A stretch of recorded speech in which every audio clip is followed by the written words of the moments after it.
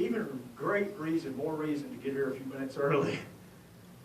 Sitting out there talking to Mr. Lee, just talking about how God's just done some things to show His favor. And how incredible it is to realize it was something you couldn't do yourself. And God said, I'm going to do it for you just to show you I can't do it. And just to show you I like doing it. And how enjoyable it is to see God work in your behalf and to know that He loves you that much. When life is to be loved by God, it's not only a foundation life, but let me just say this, it removes the fear in following God. When you realize your life is to be loved by God, it removes a lot of fear in following God. Listen to verse 18, what John says. He says, such love has no fear, because perfect love expels all fear. If we are afraid, it is for fear of punishment, and this shows that we have not fully experienced His perfect love. You see, some people follow God, serve God out of fear. They fear what will happen if they step out of line, if they disobey God, if they don't live right, if they don't live upright lives. And some of that is healthy, but some of it is out of obligation. Some of it's out of fear. And that's what John talks about. He said, look, there's no fear in love. He said, the love that God has for us, there should be no fear, because that perfect love of God expels all that fear. He said, if we're afraid, he says, because we fear punishment from God. And he says, if we fear punishment from God, it's because we don't really fully understand His perfect love. So some people follow God out of fear. And you know what? This can be just as enslaving. This sin of serving God out of fear can be just as enslaving as sins of the flesh. It can be. They serve God, Tom, not out of compassion, but out of obligation. They are faithful to Him only because they fear what will happen if they're not. That person's overestimating their own goodness and underestimating their own sinfulness, to be truthful. Some people serve God follow God out of fear. Some people don't follow God out of fear. They fear what will happen if they really commit to following God and serving Him. And because of that, their commitment is usually conditional, it's real shallow, and it's usually based upon fear. They're afraid to really commit to God, to really sell out for God, because they're afraid of what they'll lose, or what they'll miss out on, or what they won't have, or all these fears. And let me tell you two particular, where I really run across this a lot, two particular groups that I really see this a lot. And I'm going to touch on a couple things, and let me just say this. The first one is men. One of the biggest group of people that I see that don't follow God, don't serve God, don't sell out to God is men, and it's because of fear. Oh, they're big, courageous and everything, but they're afraid to commit to God because they're afraid of what they'll miss out on. They're afraid they'll have to give up something. They're afraid that if I sell out and I give it all to Jesus, I won't enjoy my life. Man, let me just say, you have no idea what you're missing out on by not fully committing to Him. You see, they're afraid. Men, we're afraid a lot of times. We like to be strong and courageous and seem fearless. Friday, we went out of town for a couple of days, took Friday off from work, and we went camping up to the river and skiing and everything up at Pickwick. And, well, not skiing, tubing. I'm so used to saying skiing because that's what I do. But when we were up there, my wife and daughter and stuff, we were talking about going down to a waterfall that's a few miles south of Pickwick. Where's waterfall, I don't know, it's probably 18, 20, 22 feet up, something like that. Well, I used to dive off of it, when we go to the waterfall 20 years ago. 20 years ago, at least. So we went down, and there were a few boats there, and we finally found a place to stop. And one of the girls that was with us, automatic, and said, hey, I'm going to go up there, I want to swing off of it. And nobody in the boat was real excited or zealous about going with her. And Jody, I think, looked at me and said, Bodie will go with you. And she said, will you go with me up there? I said, yeah, I'll climb up there with you. So we climbed up, proceeded to climb up the side, got around the top. And before I went up there, though, it's been 20 years, so I kind of got under the area, general vicinity underneath to see how deep the water was and how far out you had to go to not hit bottom. That's important when there's rocks underneath you, by the way. So we're up there, and I figured that out. We got up there, and I was going to dive off of it because I'd rather dive than jump. But I was sitting there, and I got kind of in position. I was thinking, man, that's a long, I don't mind the down part, but that's a long way out. And if I don't go out, I swear to God, I'm just going to be honest, the thought went through my mind was this: if I hit that shallow water, I'm done. I'm going to die right here in front of my whole family. So I got the rope, and I thought, well, okay, I'll swing out. I know I can swing out. And then I was kind of estimating the length of the rope and making sure my butt didn't hit the rock and I swung out before I went off. So eventually I figured it out, and I swung off and dropped down, and everything was fine. But I'll be honest, for a few moments up there, I was pretty fearful. Because, you know, when you're 20, 25, you don't think about that stuff. When you're 48, you start thinking, this might hurt. This is going to leave a mark, you know, permanently. I said, if it's that hard to go off a 20, 22 foot off a little rock into the water, imagine how hard it's going to be in a few weeks when I want to jump out of a plane and go skydiving. Because I do. I don't know what's gotten into me, but I do. And I'm just going to admit one of my weaknesses. Men, our fear is this.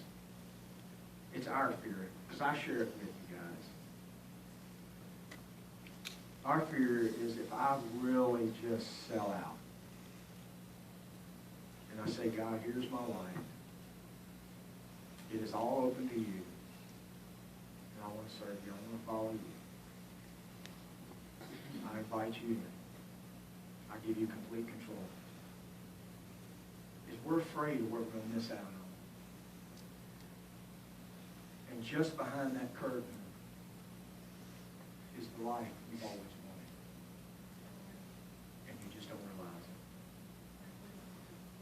Whenever God stirs some stuff, I started out the service this way, and I'm going to finish it this way, because I'm done.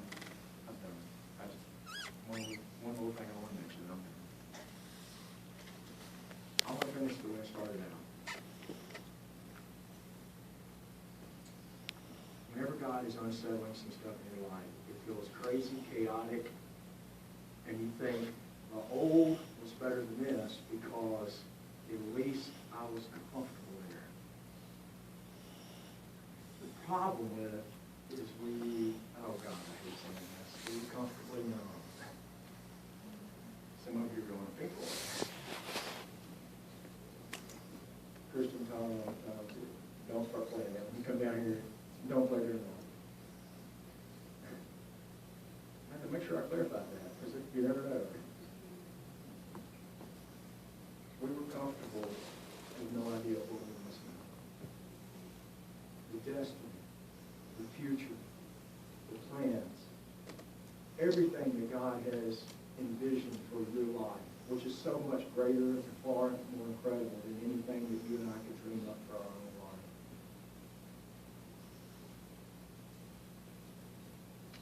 And the reason you're so fearful of it is because you have no earthly clue how much God loves you. You have no idea what He went through to secure you, to chase after you. Do you realize, and I'm just going to put this out there, I'm just going to blow your mind, do you realize how many other lives God had to orchestrate just to plan yours?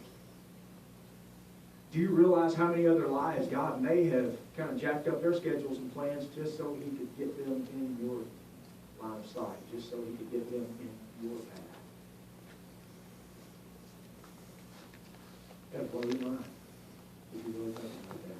The other group of people that I really see this in, and I'm just going to hit this and go on, that I really see this in, that they struggle, they don't really sell out to God, they don't really want to follow God out of fear because of what they might miss out on is couples.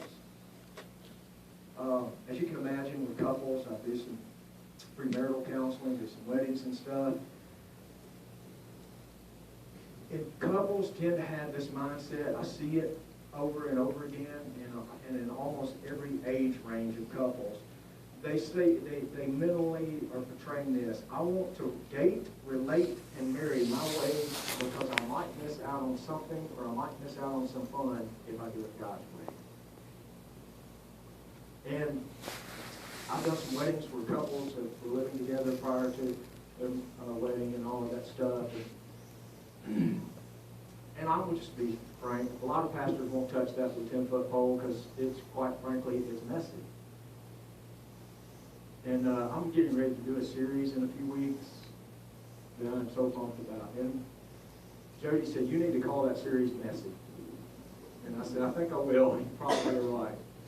Life is messy because sin is messy. Ministry's messy because sin is messy. And what I routinely ask, because I'm having this conversation with couples that are living together prior to getting married and stuff, they're in situations, and a lot of times they get in those situations, and then they really genuinely care for each other and want to get married, but it's so hard to undo what they've already done, so it's like, do we just continue on until the wedding? And I routinely ask this question to couples who are living here. I ask them to honor God and honor each other with their relationship, and just see what God might do. Make some tough choices and some tough decisions, but honor God, honor each other, and just see what God might do. And I always get those blank stares. Like, do you realize what it would take for us to kind of, I go, yeah, I know. And I always follow it up with this. At the very least, when it comes time for your honeymoon, it will have been a while. There will be something to it. And then they generally will laugh at that, and so they get the point. You don't realize how much God loves you. Otherwise, you wouldn't be so afraid. That's what John said. John said, if you truly understood how much God loved you, you wouldn't be afraid of Him. You wouldn't be afraid of serving Him. You wouldn't be afraid of following Him. You wouldn't be afraid of honoring Him. You wouldn't be afraid. When life is to be loved by God, you will find freedom. So, you see, what happens is it changes your expectations. When you realize life is all about being loved by God, not loving God, pursuing God, but the fact that God pursued you, God loves you. When life is all about being loved by God, you'll find freedom in serving God because it changes your expectations of God from, oh no, what's next? To, oh wow, what's next? And you see the difference. When you finally realize or remember how much God loves you, it changes what you expect from God. That's why John wrote these words in verse 16. We know how much God loves us, and we have put our trust in His love.